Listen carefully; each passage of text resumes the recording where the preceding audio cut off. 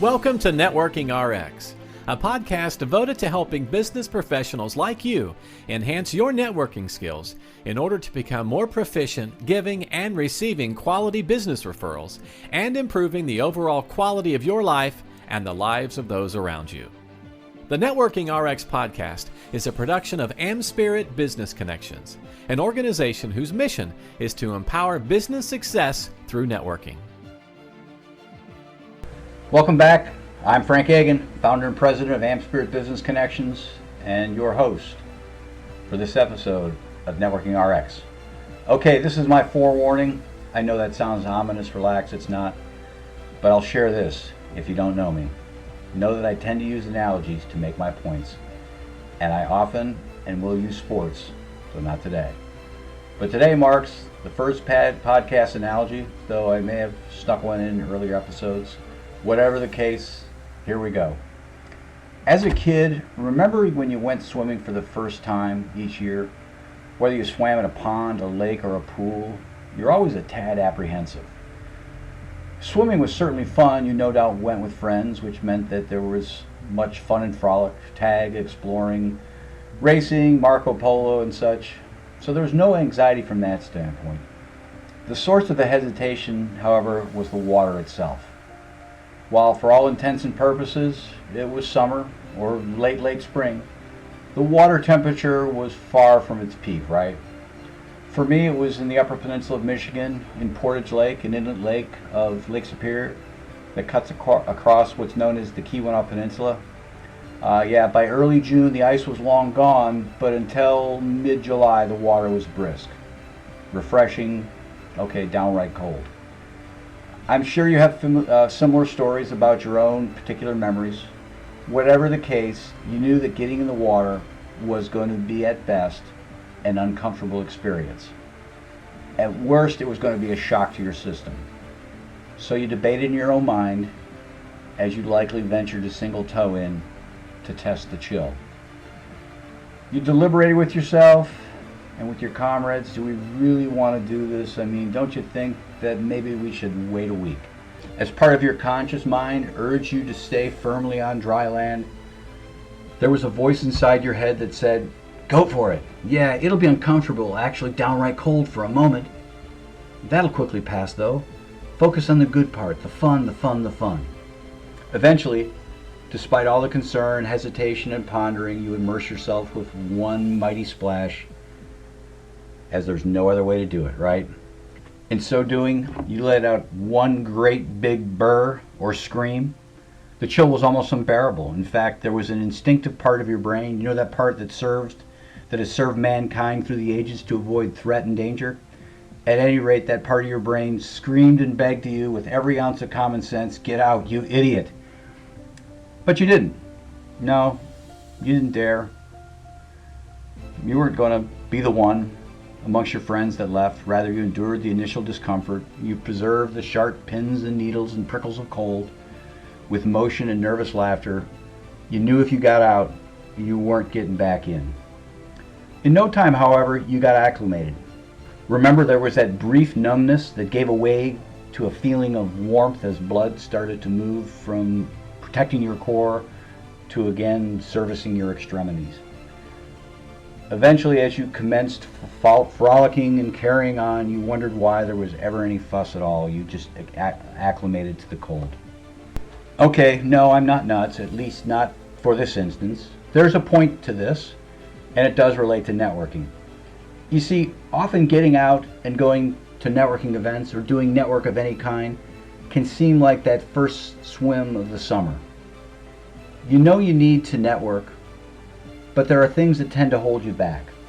Of course, you don't have to go to networking events to enjoy the benefits of networking. You can network by engaging in one-on-one meetings with family, friends, and miscellaneous other contacts. You can also enjoy the benefits of networking by talking on the phone. With today's crisp, clear technology, a phone call anymore is almost as if you're there anyway. You can also benefit from networking by taking advantage of social media.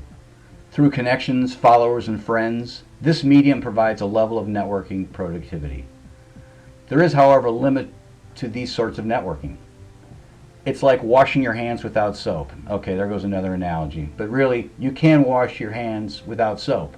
People did it for eons.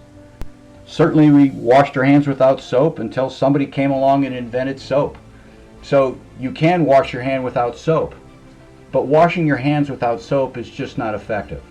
So networking one-on-one or over the phone or via social media can be done. It's just not as effective. Thus, in your heart of hearts, you know that you need to make attending events, getting out of your office, going to activities a part of your networking mix, especially if you really want to get your business where you know it can be. Plus, it's through these events that you can expand your network as well as see those that you already know in a different light. But networking to networking events and making your initial foray into the setting can seem daunting or anxious. Trust me, I know firsthand. I'm supposed to be Mr. Networking, and I felt, and to be honest, still feel an anxiety. I'm telling you, however, that this feeling is perfectly natural. After all, humans have not survived through the ages by walking uninvited into tribes of unknown people. We tended to stick to our little world of people we knew, liked, and trusted, and were skeptical and perhaps unwelcoming of outsiders. So the feeling of trepidation is perfectly natural. But we all know that we now live in a much more civilized world. After all, when was the last time you saw someone being run out of a networking event being chased by people with torches and pitchforks? It simply doesn't happen, right? Nevertheless, the feeling of apprehension continues to exist. The thought of it makes your heart race, and not in a good way. But there is a part of your brain, a very rational part of your brain, that tells you you need to go. After all, at the event are new relationships to have and existing relationships to develop. Like swimming with friends, it's going to be fun. Still, a more primitive part of your brain coaxes you in another direction. It drags on your motivation with reasoning such as, do I really want to go? It's so comfortable being at the office and I just want to relax.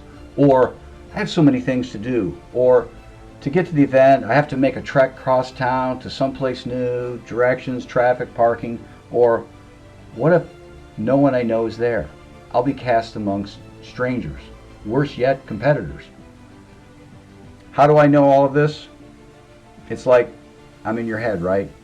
I know all of this because this same narrative has played out in my mind, and to an extent still does, especially as I've set out to visit new events and gatherings in unknown situations populated by people I've never met. It feels like a tug of war between a rational side of my brain and another part just trying to keep me safe. But just like those early summer swims, I realized that if I can just push past the initial pain, much good is going to follow. After all, the worst thing that's ever happened at going to an event was that I drank an average cup of coffee while I had a friendly chat and shared a laugh with a complete stranger. And that's not so bad. Usually, however, I've made important contacts and tapped into opportunities and information I might not have ever had. I've got to know competitors and discovered that our relationship was less about competition and more about serving a common mission.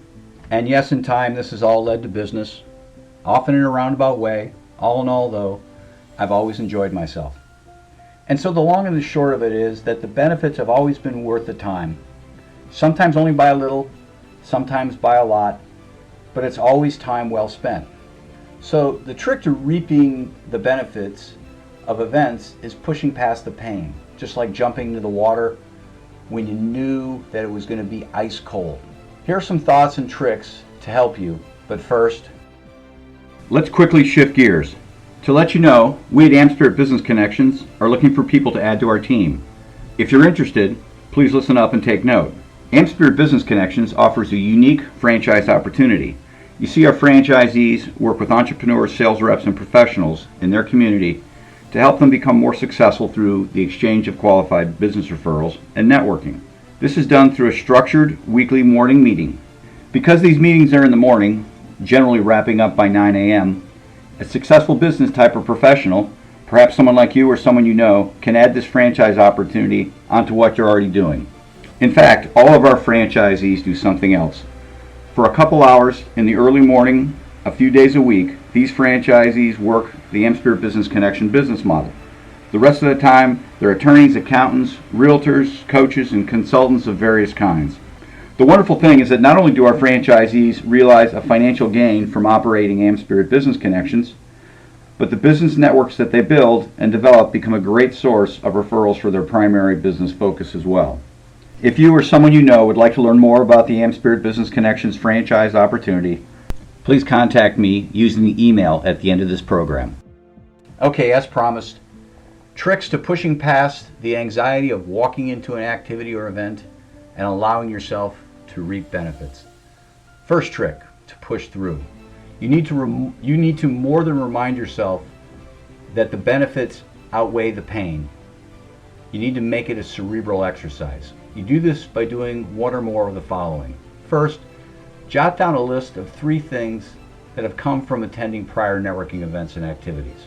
Remind yourself of these things. Second thing, develop a list of people that you've met at previous events or activities and a quick note or 2 on how that served you or how you've served them, which in time will come back to you.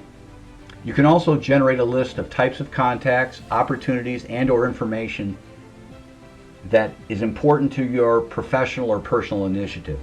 Finally, make a list of people you know that you might expect to see at the event and what you need to follow up with them on. What's the purpose of these exercises? There are 2 really. First, there's the functional value, as a couple of the above serve to help you get clear on why you're attending the event in the first place. Think about it. If you earmark a compelling why do I want or need to attend, you'll increase the likelihood that you will attend. The second purpose, which is more scientific or logical, in that science shows and simple logic dictates that you can only effectively engage one aspect of your brain at once. So if you force the rational cerebral side of your brain to work, you minimize the ability of your primitive mind to engage. And it's that primitive portion of your brain that's trying to get you to walk away from attending. So the first trick to help you jump into the event is engaging the thinking, rational portion of your brain. Another trick or idea is to give yourself a goal or objective. If you're on this podcast, my reasonable assumption is that you're driven. You want to be better. You want to be a better networker. You want to be better at networking. So if you're driven, tap into that drive, and setting goals and objectives will work. Yes, I've struggled to walk into events. In Central Ohio, the business publication Columbus Business First has a monthly morning networking event, usually from 7 to 9 a.m. on Friday mornings, once a month. For years, people told me I should attend. This is a great networking event, and you're into networking. It's a no-brainer. And for years, I resisted allowing my primitive brain to keep me away by coming up with every lame excuse in the book. Then one day I decided I needed to go. I was very apprehensive. I needed to push through. The morning of the event, the cries from my primitive brain screamed out, "Stranger, danger, stay away." This persisted as I drove to the event and parked. At that point, I used my rational brain and created a personal pact or objective. It was this simple.